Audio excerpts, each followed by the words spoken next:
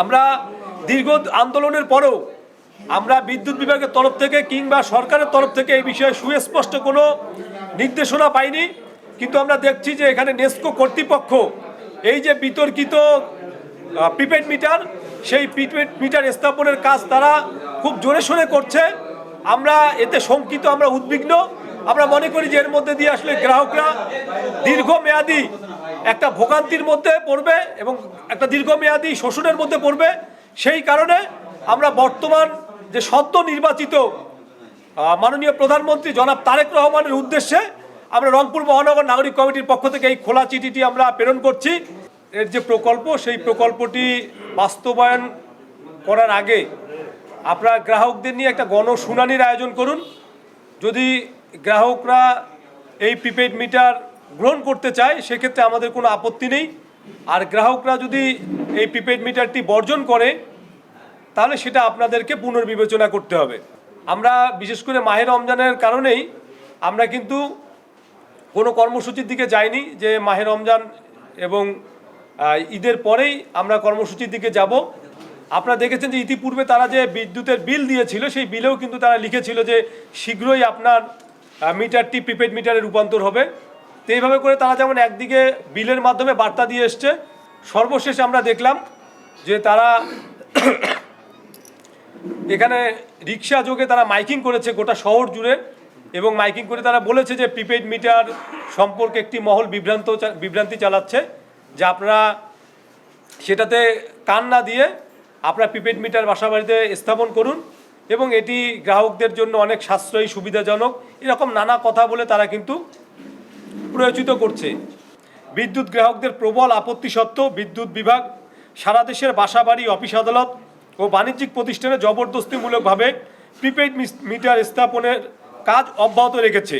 প্রতিদিন prepaid metre সম্পর্কে গ্রাহকদের অসন্তোষ এবং বিক্ষোভের খবর গণমাধ্যমে প্রকাশিত হলেও সংশ্লিষ্ট কর্তৃপক্ষ এই বিষয়ে নির্বিকার ভূমিকা পালন করছে। Bangladesh energy regulatory commission BERC এসব অভিযোগ আমলে নিয়ে যথাযথ পদক্ষেপ গ্রহণ না করায় ক্রমেই একটি সাংঘর্ষিক পরিস্থিতির আশঙ্কা সৃষ্টি হয়েছে।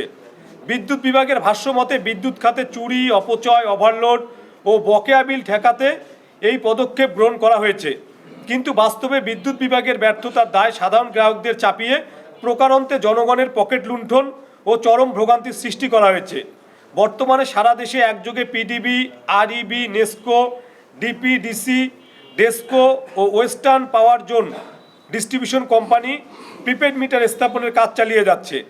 এমন একটি গুরুত্বপূর্ণ বিষয়ে সিদ্ধান্ত গ্রহণ ও বাস্তবায়নের পূর্বে বিদ্যুৎ বিভাগের গ্রাহকদের মতামত গ্রহণ কিংবা একটি গণশুনানির আয়োজন করা উচিত ছিল।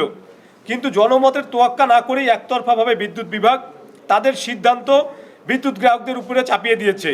প্রিপেড মিটার পদ্ধতিতে গ্রাহকদের আগাম টাকা দিয়ে বিদ্যুৎ ক্রয় করতে হবে এবং যতক্ষণ প্রিপেড কার্ডে টাকা থাকবে ততক্ষণ গ্রাহক বিদ্যুৎ ব্যবহার করতে পারবে, যা একটি সেবামূলক খাতের মৌলিক ধারণার সাথে সাংঘর্ষিক।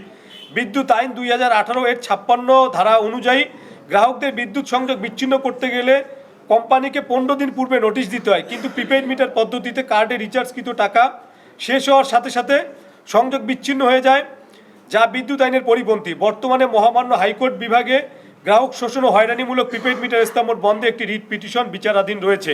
কিন্তু সেই রিট পিটিশন নিষ্পত্তির পূর্বেই বিদ্যুৎ বিভাগ তড়িঘড়ি করে প্রিপেড মিটার স্থাপনের কাজ চালিয়ে যাচ্ছে।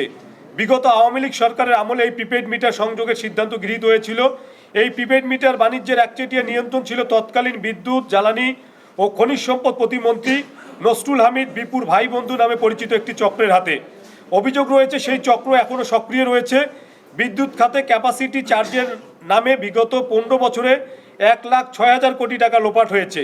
এমনকি স্মার্ট প্রিপেড মিটারের নামে ব্যবসায়ী সিন্ডিকেট প্রায় 500 কোটি টাকা বিদেশে পাচারেরও অভিযোগ রয়েছে।